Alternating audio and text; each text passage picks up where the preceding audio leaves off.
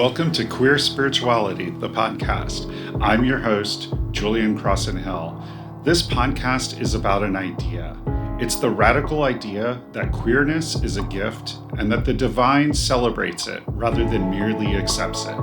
We'll explore the special role that queer people are meant to play in the coming spiritual awakening. Through the lives and stories of queer people, we'll explore the many ways of approaching the divine and how the sacred reveals itself in everyday actions. Most of all, this is a podcast about love. It's about the love of the universe, it's about love between people, and it's about the love a community can share with one another. Thank you for joining me.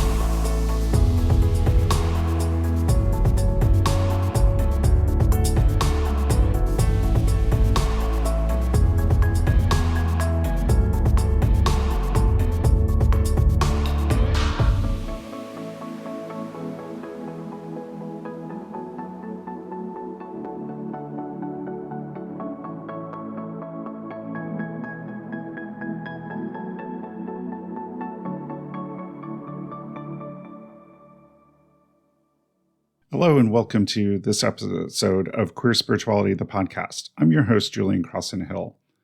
Today, I want to talk about LGBTQ, queer, gay visibility. And I've written a blog post about it recently. It was a rewrite of an earlier blog post where I'd seen the movie Vito about Vito Russo and had some thoughts around queer visibility as a result of seeing that film. And I rewrote and reposted that blog post, but I had some additional thoughts I wanted to go into today, particularly around the increase in violence against queer people and laws like the Don't Say Gay laws in Florida. And these laws and this violence is really about creating invisibility. It's about creating fear so that queer people will hide. And part of this is about denying the existence of queer people. And I've got news for those people. We've always been here. If you look at ancient Sumeria, some of the first recorded human history, there were queer people in ancient Sumeria. The goddess Inanna had a priesthood of gender variant men who served her and served as temple prostitutes in her temples. In the story of her descent, the god Enki creates two beings to bring Inanna back from the underworld. And the text clearly says that they were neither men nor women. And many Sumerian historians and anthropologists and archaeologists agree that this isn't necessarily referring to hermaphrodites, but rather just androgynous men. And so we've always been here. We've always been around. And no amount of trying to legislate us out of existence or trying to scare us into hiding is going to make queer people go away. But I think there's a couple of things that come up when I think about this. And one is, obviously, violence against queer people, there's definitely a fear element here. And while it's easy to say we should be defiant and be fearless and just stand up and be our full, authentic queer self, each one of us has a desire to feel safe, to feel secure. And I believe that in the past, this is really where community has done that.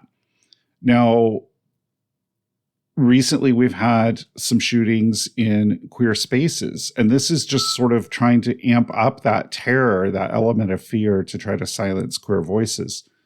Because in the past, these were our spaces. These were our safe places.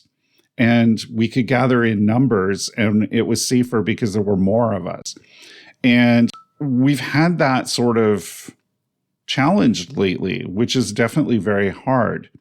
But I still believe that when we are in community, when we are with each other, when we are in groups, when we look out for each other, that we are safer. And I think that that's why, personally, I feel like it's a real shame that the queer community has been so fragmented and that the use of internet apps to connect and meet has really eroded the connection that a lot of queer people feel with one another. And all of this leads to us feeling less safe because we feel a little more isolated in our modern times. And so I think it's really important that we do the work to understand, how do we build strong community again? How do we create new queer spaces that maybe aren't bars, that doesn't happen solely online? How do we create that safety? How do we create that community and that sense of looking out for one another that seems to be, I wouldn't say totally absent, but not there in the same way that it was, say, in the late 80s when we were going through a pandemic, through an epidemic that was really devastating the number of queer people. The other thing about this is, I think it's important that as we think about LGBT or queer visibility, and we think about the efforts to try to silence that visibility or to try to make people invisible, is what about the efforts that come from within our own community to silence queer people? And the biggest example that comes to mind is the No Femmes piece. There's a element of the queer community, particularly among gay men, to adopt hypermasculinity as a way to pass as straight, which really serves to sort of erase queer people as we become more mainstream, as we try to blend in more.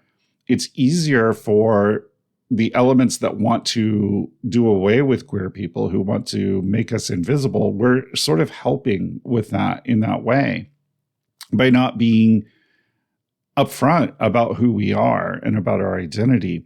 But it's worse than even some people deciding that it's safer for them to pass, right? To blend into the mainstream, to adopt this hypermasculinity. Where it becomes more problematic is when they start policing other people's identity. Oh, you're too femme, you're too this, you're too that, and you need to be this way.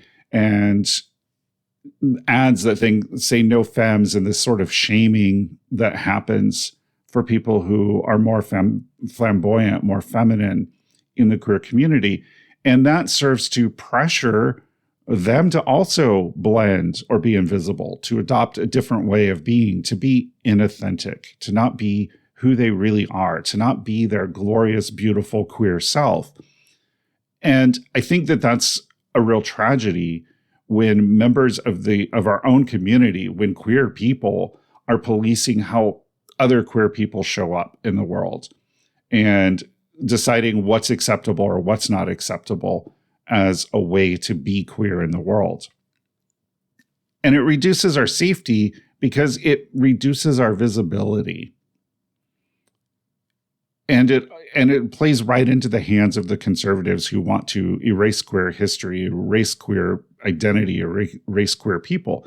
And this is really critical because for young people who are growing up and realizing that they're not like other boys or other girls, and realizing that they're different, if they live in these places that have these laws, in these places where queer people are being made invisible, and they don't see any role models, they don't see other queer people, they go through life not understanding who they are.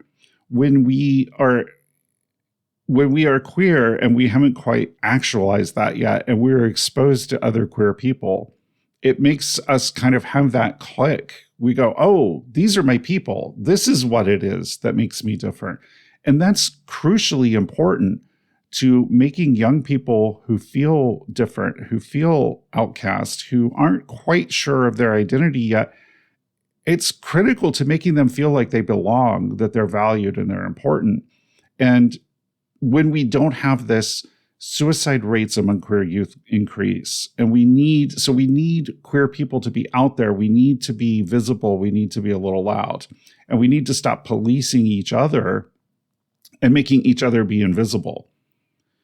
And this is why I think it's so important that we come out. This is why I think it's so important. The coming out process is so important because we make ourselves visible. And I know some people may say, well, we make ourselves targets, and that may be, But there's a very big difference between living a lie and hiding who you are and being your authentic self, being fully out and living your truest expression of who you are.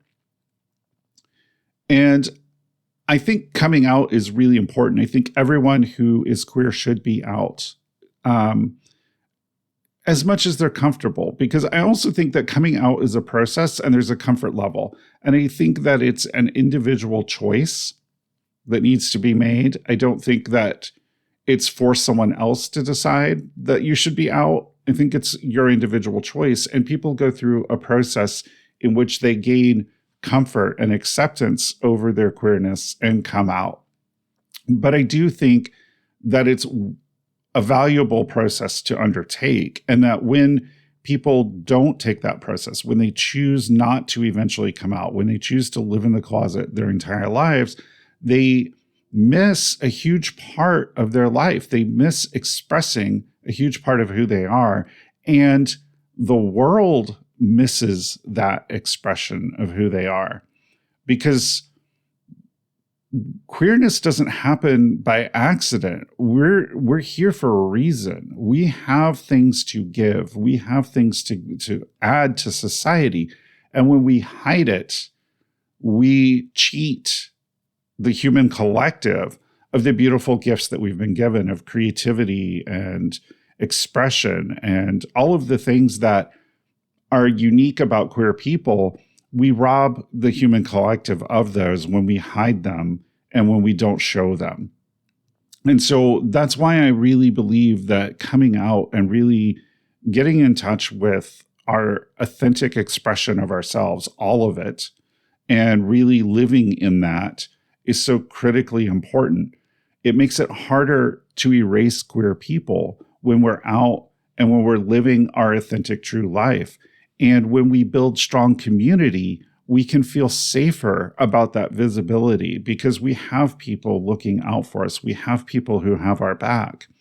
And this is why it's important to come out. And if you're not comfortable with that coming out process yet, then do the work to get comfortable with it, because I do think it's important. And I think that when you live your life in the closet, that you're cheating the human collective of some really beautiful gifts. If you're really struggling with your identity and struggling with this coming out process, there are also coaches like myself who can work with you through this process and support you and even help you make the decision whether you want to come out or not. So just in conclusion, obviously LGBTQ queer visibility, super, super important. And there's a concerted effort right now to sort of reverse a lot of that visibility. So I want to remind you that we've always been here. We're always going to be here, and go out there, live your queerest, most authentic, beautiful life. Bring those beautiful gifts that you've been given to the rest of the human collective, and find your find your community that will watch your back and keep you safe. Bright blessings.